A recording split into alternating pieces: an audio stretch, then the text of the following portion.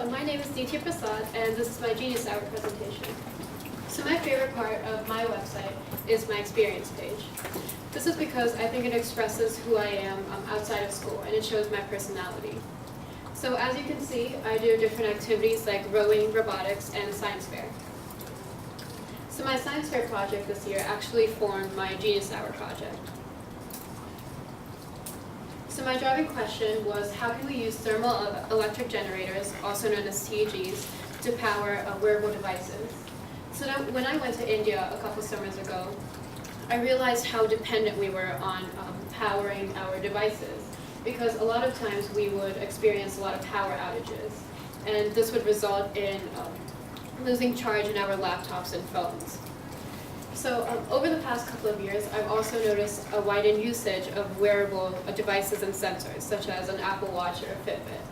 So with these two thoughts in mind, I wanted to see how we could use body heat as a source of power to power these devices.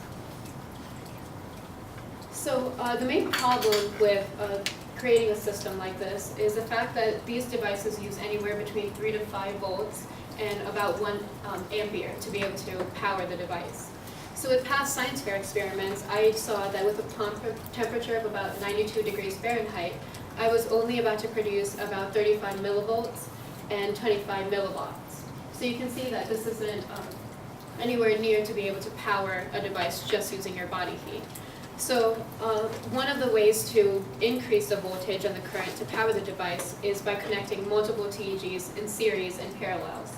But the problem with this is that your whole setup would become very bulky. And while you're wearing your watch, you don't want a very large setup to be able to charge your device. So my main goal was to see how can we minimize the size of my setup while being able to power the device using the amount of voltage and current required. So the thermoelectric generator works because of the Seebeck and the Peltier effect. So the Seebeck effect tells us that when there's a temperature difference between two dissimilar electrical conductors, then there will be a voltage that is produced. And the Peltier effect is kind of the opposite. When there is a voltage that is applied across two dissimilar electrical conductors, then there will be a temperature difference at the surface of the electrical conductors. So after revisiting the basics of how a TEG works, I wanted to move into looking at what are some current systems and technology out there that have possibly solved this problem that I'm trying to research. So first I ran into this multi-mission radioisotope thermoelectric generator, also known as an RTG.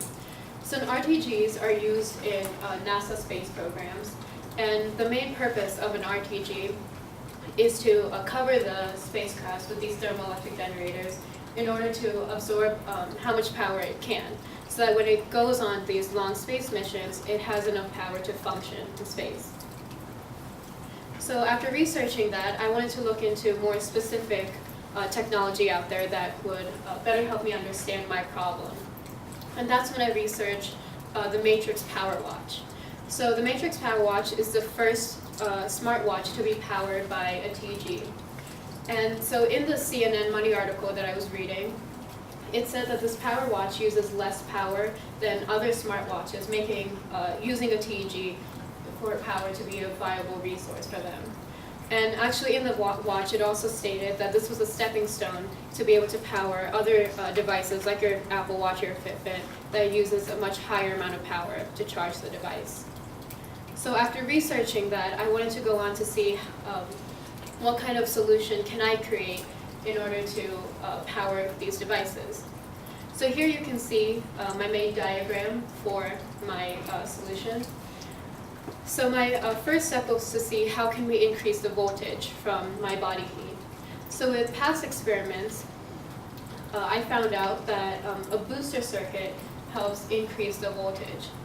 And so when I wanted to see how does this booster circuit work, with my research it explained that a lot of transistors are used to be able to increase this voltage. So a transistor's main purpose is to pass along the current and voltage from your input, which is your body heat, to then your output, which is the device connected. So I wanted to then see how could I use these transistors to potentially increase the current, because I have a way to increase the voltage. Now will it work to increase the current? But I saw that in order to activate the parts of the transistor that increases the current, you need another external power source, like a battery. And this is what I was trying to eliminate from my whole system. So I noticed that this isn't a viable option for my specific system. So right now, my idea is to just connect multiple TEGs in parallels to be able to increase the current. But I'm still on the lookout of finding another option of minimizing the size, but again, being able to produce the enough amount of current. So another thing that I wanted to add was to replace the back panel of the Apple Watch with the actual TEG module in order to ensure that the TEG module has proper contact with your wrist and with your body heat. So I feel like this research is very important for our society right now because we're constantly using these devices.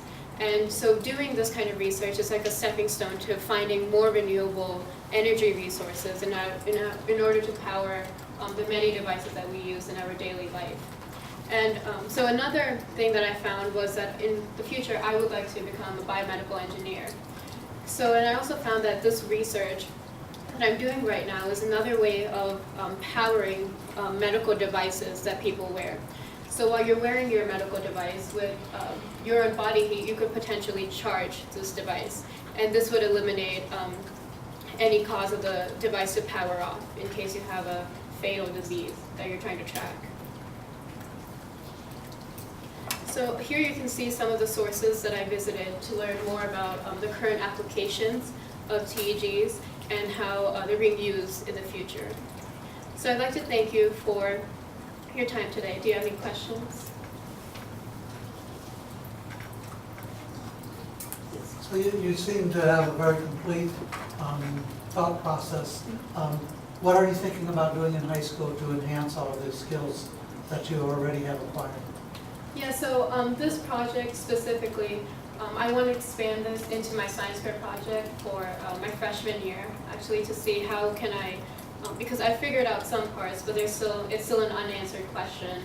So I want to see how can I improve that. And I can see where this can take me in maybe bettering my skills for high school, and then to see what other projects can I develop from this, for my future career. So. You mentioned that developing this technology would be helpful to society. Can you give some examples of ways that in your own work eventually, or as you study this, that you would want to see developments being made and how that would be helpful to society? Yeah, so I think, I guess this goes back to my conclusion with, so I specifically want to become a biomedical engineer. And so let's say potentially I create some kind of medical device that needs to be used. And so there are current devices that help track for people for heart conditions, like a heart attack or something like that. So with these devices, a main problem that people might face is that these devices lose charge often. So this is a current thing that some people, like universities, are trying to figure out. How can we use our own body heat to then power these devices? Because we're always producing this heat. But then you can see the main problem with this was I wasn't able to produce enough body heat from a 92-degree temperature, home temperature. So we need to figure out how can we increase the voltage and the current to be able to power the device effectively. Ms. Pava? You said the original motivation was a trip to India, right? So what can you say more about what it was in India that made you realize we need this technology? Yeah, so actually, so when I went to India, when we lost this power, we didn't have, we were trying to light lamps around to be able to see. So one was we didn't have any power for lights. So we'd have to, the whole house was dark. So that's the first thing. And then I saw with any devices, and that made me think about if we had to contact someone in a case of an emergency, we didn't have our device to be able to call that person. And so then I noticed that with these different things, we would we're so dependent on devices these days to be able to communicate with other people, that creating some kind of system like this can help better our whole society again. I'm sure there's some types of research at universities. Do you know where they're doing research like this at this point? Is that a place you're interested in going? Yeah, so actually, when I was back with my science fair project, I read a couple articles with the North Carolina State University, and they're actually trying to create these TEG patches that you can wear on your body. So anytime when you're exercising and you're producing a lot of body heat, this TEG will be able to absorb all that heat to then power a phone, for example. Good job. Thank you. Thank you.